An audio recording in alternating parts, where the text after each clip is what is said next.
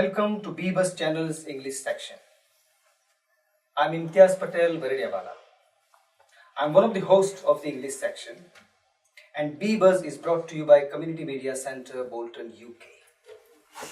And as the name suggests, it is a channel for communication, it is a channel for conversation and our interaction with each other.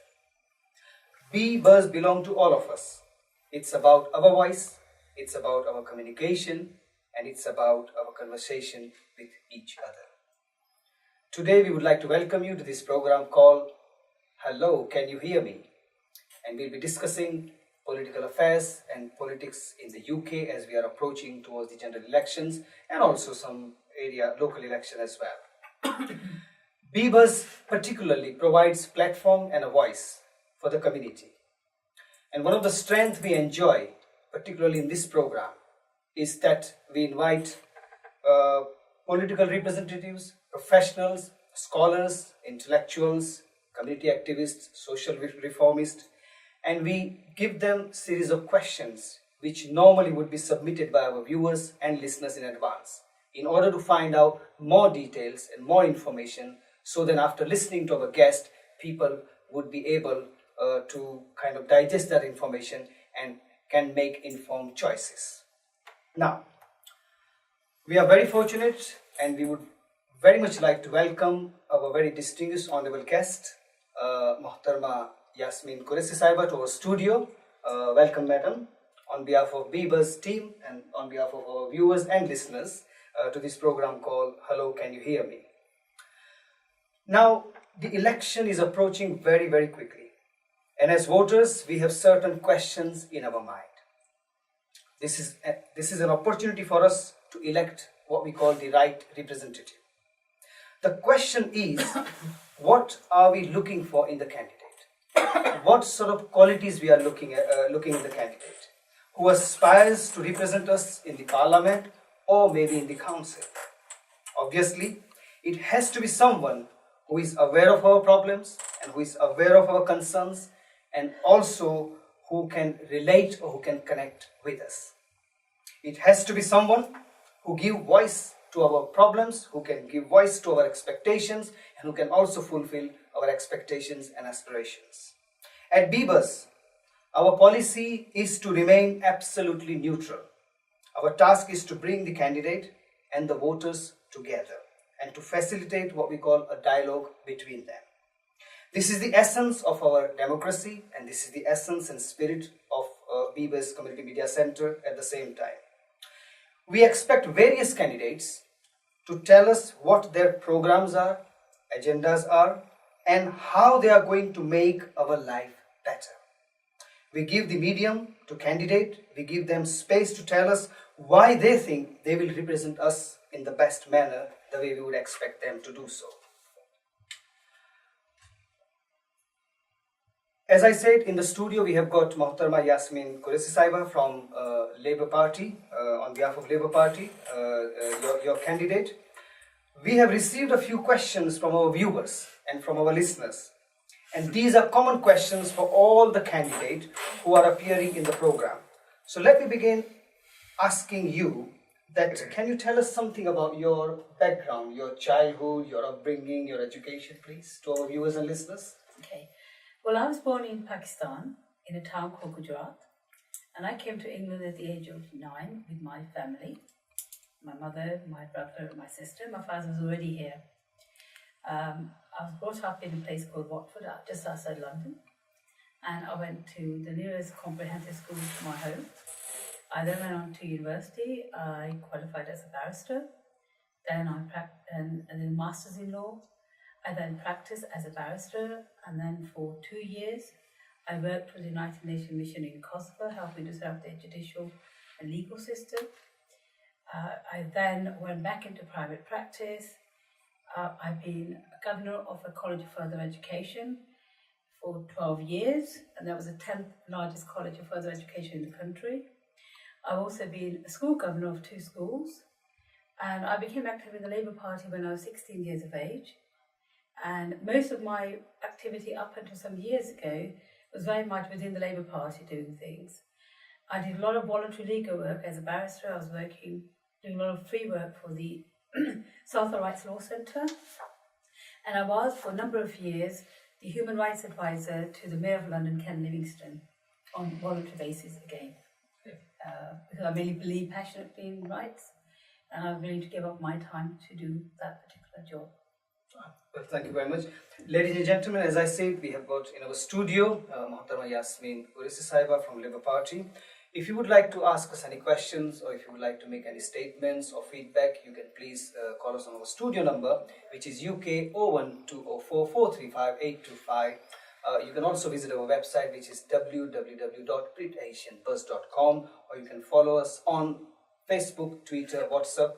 And once again, very warm welcome to this program called Hello, Can You Hear Me? It's about political affairs, and we are discussing politics in the UK. And my name is Imtiaz Patel, Varediawala. My next question would be, you have partly answered that question, but when did you actually develop your interest in politics? It started when a local councillor came to our school to tell us about what councillors do.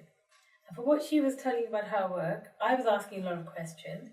She said to me, look, we're in the middle of our local elections. Why don't you come out one day and just watch what we do? And that's, when we knock on doors and you ask somebody how you're going to be voting at the elections for canvassing. And I went out with her and another Labour councillor, and I absolutely enjoyed it, talking to people. There were some people who would tell you how they voted. Some people would actually slam the door on you. Some would say clear off. And some would tell, whichever party. Some were pleased to see you. Some were unhappy to see you. But it was interesting because people talked about issues. Even those who were a bit angry wanted to sometimes get something off their chest. And I found that really fascinating. So I then became active in the Labour Party, and I read around what it does for and what it stands for. And I believe that a lot of the values of the Labour Party were the values that I could certainly ascribe to. And I think actually the values that any human being who has a bit of humanity in them would actually ascribe to. Right. Would you like to tell us about your contribution to community life so far? You mean while I've been an MP or generally across the... Generally speaking. Well, my contribution, when I was in, as a school, when I was at school, I got involved in, then it was called the Youth Subcommittee of the Community Relations Council in Watford. And we were doing a lot of work with young people, especially those who had sort of fallen out of school. And so we set up a sort of help those young people how to do their CVs, how to fill in, how to prepare for interviews. And then as a governor of a college and a school, one of the first things I did, and this is I'm talking about a long time ago, things we now take for granted, which monitors the, how many people of what class or of what racial origin are in specific types of jobs, yes? Up until some years ago, that information was never kept, so you never knew, whether in any organisation, how the ethnic minority people were performing in terms of the seniority of jobs. When I was governor of West Hart College, I actually was instrumental in introducing a policy where we started recording exactly how many staff we had at all the different levels according to ethnicity, so that you could look at one hand if there's a problem. One of the things we noticed is there was hardly any senior lecturers. There were a few lecturers, hardly any senior lecturers, and certainly nobody in the dean level. So therefore, I said to the board, I said, look, we need to start looking at this. Are we consciously discriminating or unconsciously discriminating? And so that sort of was kind of things I got involved in. And then I was a human rights advisor to the Mayor of London. I had the responsibility for looking after the human rights issues. And that meant London, as you know, was a big cosmopolitan city, with people from all communities. And so, for example, when Iraq War was happening, when civil liberties issues were being questioned, when 90-day detention was being questioned, I was one of those people who were leading a strong campaign against that, and involved in trying to build coalitions across other groups who were interested. And as a barrister who was practicing criminal law, human rights and civil liberties, I was able to do a lot of free legal advice to a lot of people, and I represented in the tribunals for which you can't get legal aid for. So I would say that before even entering politics, I'd contributed a lot to public life. As a Member of Parliament, I have constituency office at 60 St George's Road, where there are 3 full-time staff there to deal with casework. So anybody who has a problem, and over the last 5 years, we've had at least about 5,000 casework. I get hundreds of emails a day from people concerned about particular issues. In Parliament, I've spoken a lot on issues, whether it's halal meat, whether it's niqab, whether it's Islamophobia, whether it's disability, whether it's health, whether it's education, whether it's crime. Because obviously I represent the whole of Bolton South East, not any, and therefore issues like poverty, bedroom tax, education maintenance grant, tuition fees. I've spoken a lot in Parliament about those issues and campaigned vigorously for people. I'm also actively knocking on doors trying to ascertain what people's views are. I think you have partly answered my next question, which is, can you mention 3 most important issues related to the community and to your constituency? Okay. For my constituency, generally, the big issue is about what you call, I suppose, living standards. The issue of decent homes, the issue of a proper job, the issue of having good schooling, the issue of having a health. So I call these the standard of living group. And that's of concern to everybody. Then I have a group of people who are concerned about some international issues, be it Palestine, be it Kashmir, and I get a lot of emails on that. I've spoken up in Parliament about the right of Palestinian people. I have criticised the Israeli government for what they've done. I'm on record as having done all these things. On Kashmir, I've criticised the Indians and others. I've stood up and spoken on behalf of the Kashmiri people, their right to self-determination, and obviously for the Palestinian people and what happened in Gaza. To the point, I've spoken so much about it that I have a lot of EDL, UKIP, BNP and Zionist type of people constantly having a go at me on the blog sphere. But, I'm not bothered about that. So obviously that's a concern. And of course, issues related to Islam. The issue of halal meat came up, the issue of niqab and things like that, religious schools. I'm the only member of Parliament who has stood in the main chamber of the Parliament and actually said that halal meat is actually a more humane method of slaughter than the stunning method. And I go into details as to why. I got a lot of grief from the right-wing press as well as organisations, but I stuck to my gun. Okay. And third thing I do is because individual cases. So when a person has an individual problem, I've dealt with all sorts of problems people have, whether it's immigration, whether it's related to the hospital, whether it's schools. And in particular, one specific case I've been dealing with the last 4 years came from a lady who lives in Little Lever. It related to drugs which were given to women in the 60s and 70s, which led to deformities of many thousands and thousands of babies. They've never had any justice. There's never been a public inquiry on it. Things seem to have been shoved under the carpet. When she came to me, she had a whole bundle of documents about this thick, right high. I looked through the documents and actually we realised that there's something, really injustice had occurred.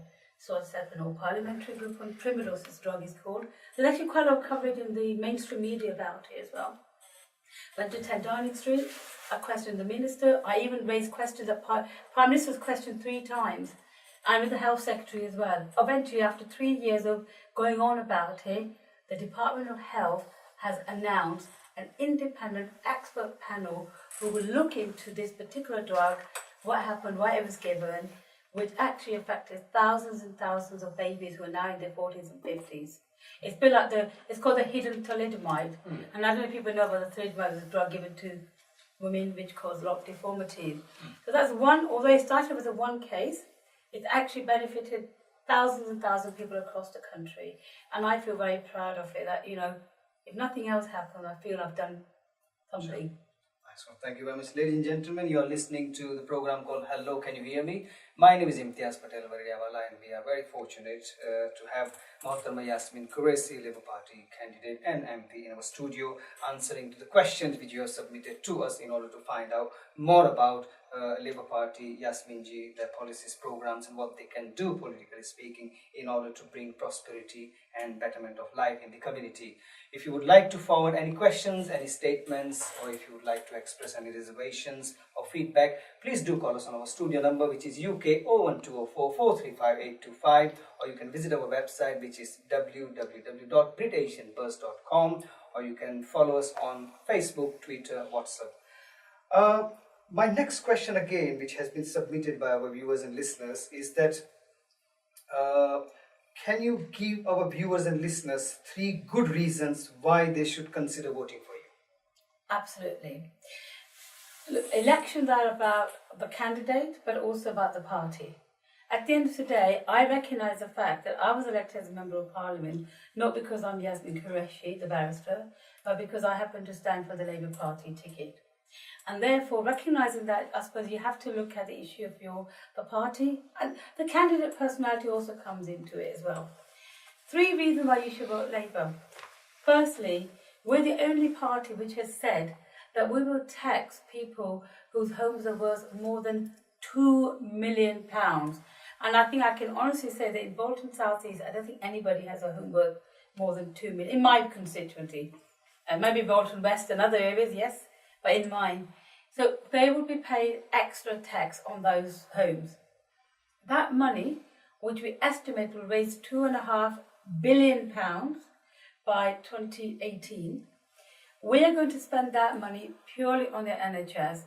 It's going to lead to 20,000 more training contracts for nurses, 8,000 more GP contracts, training contracts, 3,000 more midwives, and the extra money will be on time to care. So when, for example, in a hospital, you've got elderly or very ill people, they need people to sit with them and spend more time with them than necessary. So we spend on that, and also with social care, because we've got an aging population now, people living longer, which is good, but it brings challenges of health with it. So we're going to do that. That's the first thing. The second thing we're going to do is we're going to abolish the bedroom tax. The bedroom tax was a tax imposed on people who live in social housing, like council homes or Bolton at Home or social housing. If they have an extra bedroom, they have to pay £25 a week. Now that caused problems to 3/4 of the people affected by disabled people who are unwell, because they need a second room to put all their disability equipment, and they were having to pay this money. So first thing we're going to do is abolish that. The third thing we're going to do, and it's really important, is you may know that every year the bankers, apart from their salary, get the banking allowance, the bonuses. We're going to tax the banker's bonus to provide for 1 million apprenticeship/paid jobs for everybody who's between the ages of 18 to 24. And if I can just add on a fourth one, we're going to bring the tuition fees down from £9,000 to £6,000. I think they're pretty good policies to put forward. But can I then touch on things that affect perhaps the Muslim community? Of course. Or Pacific community, because these affect everybody. We're the only party which has said that if there is an Islamophobic attack, if somebody's attacked because of their religion, the police forces will be actually making note of that and be marked up as Islamophobic attack. We're the only party who said the Islamophobic attack will become aggravated crimes. So for example, if I punched you, I might get 1 month imprisonment, but if I punch you because you're a Muslim, then you're going to get 2 months. So that's aggravated part of it, layman's simple one. And we're the only party also, if you look at our manifesto, on ethnic minorities and BME communities. We said we will do a number of different things to alleviate the discrimination and the poverty that exists in minority communities as opposed to the other communities. And we're the only party who has put that as a manifesto commitment. Great. Now, since you have mentioned that you are passionately also working for the interests and issues for the Muslim communities, and you also mentioned that you raise some serious concerns over a number of policies in terms of Iraq war and then issues in Kashmir and Palestine, and that connects with the Muslim sentiment, of course. Have you ever thought of resigning from your party? No, because there's not. I mean, I think people say, and I think that's a completely waste of time. Because it's not my party. I mean, at the moment, if you notice, we are not in government. And in fact, my party is the only one, when the issue of Palestine's recognition of statehood came up in the UN recently, last year, my party, my shadow cabinet secretary for the foreign affairs, and my leader said to David Cameron and to William Hague please, when you go to the UN, Britain must vote for this recognition. The Conservative Party refused to do so. We have actually talked about Kashmir and said the parties should get on with it. So I think on these issues, right, it's a bit silly and childish to sort of start designing, because what we've got to do is, right, the British governments, whichever party it is, right, they have a foreign policy which is very similar for most governments, right? There will be some changes. What you have to do is you have to work within the system to get the policies changed. So, for example, in the Labour Party, policy on Palestine is the only one which says, and it pushed for the Tories, the Conservative government, to vote for the UN recognition of Palestine, and the Conservatives refused to do so. Okay. Now the next question would be, there's a perception from the point of view of ethnic minority communities that, if you look at the legal field, if you look at the educational field, if you look, and particularly now we are talking about politics in the UK, do you think that ethnic minority and particularly women, there's an imbalance in terms of the representation at a local level as well as at a national level? What's your take on? Absolutely, there is a lack of representation of ethnic minorities across the board, in all professions, in all walks of life, as well as politics. And there's a more particular problem of women, ethnic minority women, have it even more harder, and they're even less well represented in the system. And we need to change that. And one thing, for example, in terms of political representation, my party has the highest number of members of parliament of ethnic minority, highest numbers of members of the House of Lords, and the highest number of councillors and council leaders across the whole country. So we're well ahead of everybody else. But that doesn't mean that's enough, because we need to have more. It's not enough. We need to at least, I think, if you go by the statistical, we should have at least 60 ethnic minority members of parliament, as opposed to, there are only about 17 at the, more than that, but it needs to be a much higher figure. There is discrimination, and my party, as I said in the manifesto, recognising that there is a structural or organisational, institutional racism or discrimination, we have said we'll be setting up a task force which will look at across all government departments and see how people are on the pay scales and grades. We will be looking actively to see how we can change that. We're going to be looking even in the boardroom and in businesses to make sure there is a proper representation of communities, because we recognise that actually the country has people with loads of talent, and if you don't take advantage of the ethnic minority population who are very enterprising, you're losing out actually on a whole lot of people with great skills. Thank you. Ladies and gentlemen, you are watching program B-Buzz. Hello, can you hear me? It's about political affairs and UK politics. Our guest today is Mahtarma Yasmin Qureshi Saiba. If you would like to have, let us have your feedback, then you can do so by either ringing us on our studio number, which is UK 01204 435 825. You can visit our website, which is www.britasianbus.com, or you can follow us on social media, Facebook, Twitter, and WhatsApp as well. Just a quick reminder that on Saturday, 4 o'clock, we have invited a representative from the UKIP or UKIP party, Mr. Jeff Armstrong. So please do tune into it to get his perspective and his programs around politics in the UK. Now, nowadays, Yasmin ji, young people are getting disconnected with a lot of things. We might be right or we might be wrong, but certainly when it comes to politics, what's your take on this issue? It's true. I mean, the group of people who vote the least are the young. The people who vote the most are the elderly. And I always say to young people that one of the reasons perhaps some of your interests are not recognised is because you don't vote. Because parties feel they probably can ignore you, which is wrong. But I suppose if at the end of the day, right, it's a system of trying to get the maximum vote, you're going to then try to please the group of people. So the pensioners often come out very well because they're the highest group who vote. Now, young people, I think, they may not interested in party politics, but I think they're very interested in political politics in terms of whether it's international stuff, whether it's human rights stuff, whether it's fracking, environmental issues. And I think political parties have got to reach out to the young people because, A, they're our future, and I think it's important to understand where they're thinking, and they think differently. You talk about institutional racism or discrimination. you probably find among the young, there's less of that. And they're much more, I think, more broad-minded, more liberal about things, and they look at the world in a more broader way. That's one of the reasons we, recognising the fact that some of our young are not getting a good deal, which is why we've got two very specific policies for young people. There are 1 million young people who are effectively not working. It's a shame, it's a lot, and that's one of the reasons we have said that every 18 to 24-year-old will be guaranteed a paid apprenticeship, a paid job like apprenticeship. That's recognising the needs of young, and tuition fee is going to be brought down from 9,000 to 6,000. That is a clear policy that's aimed for young people.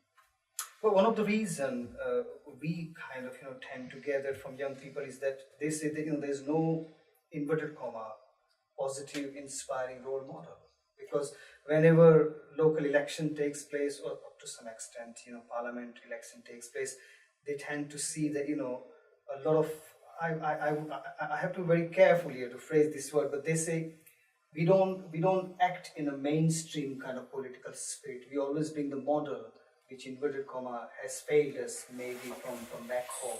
How true is this? Well, I think it was perhaps true some years ago.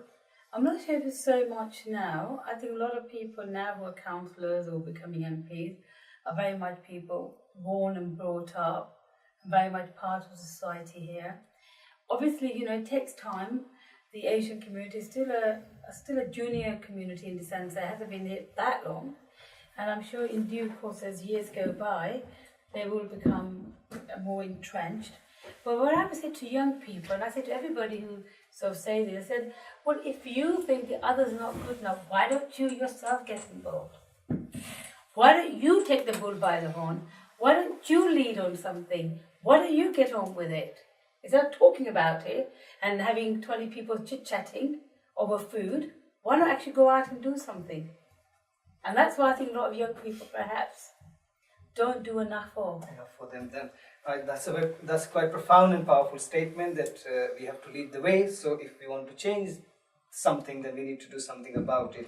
My last question to you, Yasmin, is that we have talked to a large number of people in the community about the election.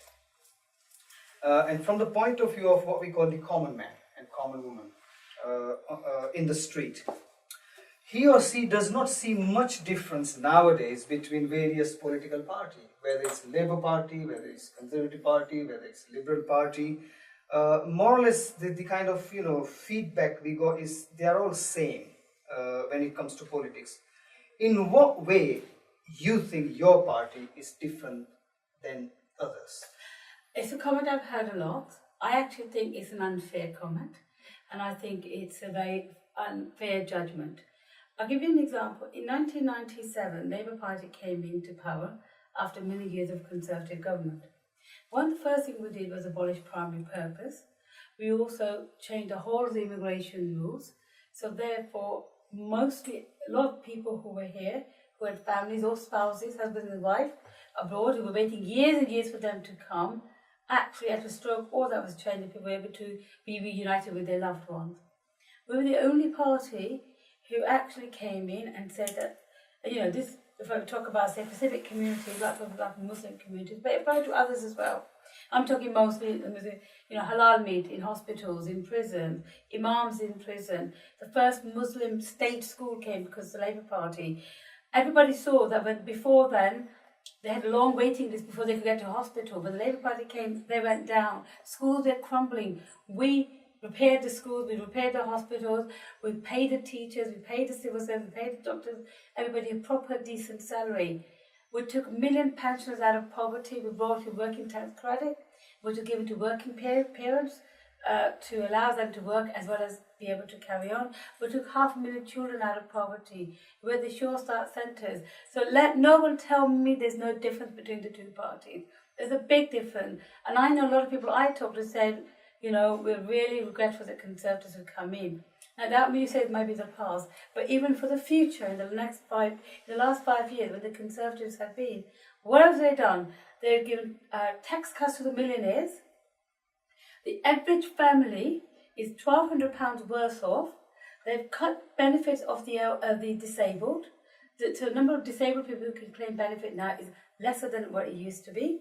The number of young people who used to claim educational maintenance grant, which is for 16 to 18-year-olds, allowing them to be able to go on to do their A-levels or whatever, which is abolished by the Conservative, but we had introduced. And they have many youngsters, right? They brought in the bedroom tax, and all they've done, the Conservatives have helped their friends in the city.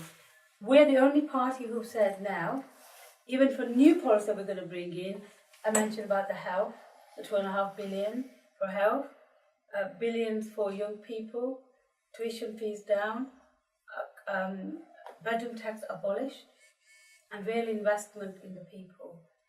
I think, and all the issues about Islamophobia I mentioned, I think there's a very good story for the Labour Party to tell, and I think there's a big difference between the two parties. Okay, thank you. Last but not least, would you like to convey any message, any political message to our viewers and listeners? Well, obviously I would like you all to vote for me and for the Labour Party. But what I would like you to consider also, 7th of May is an opportunity to have your say. And I would say, please use your vote, but use it wisely.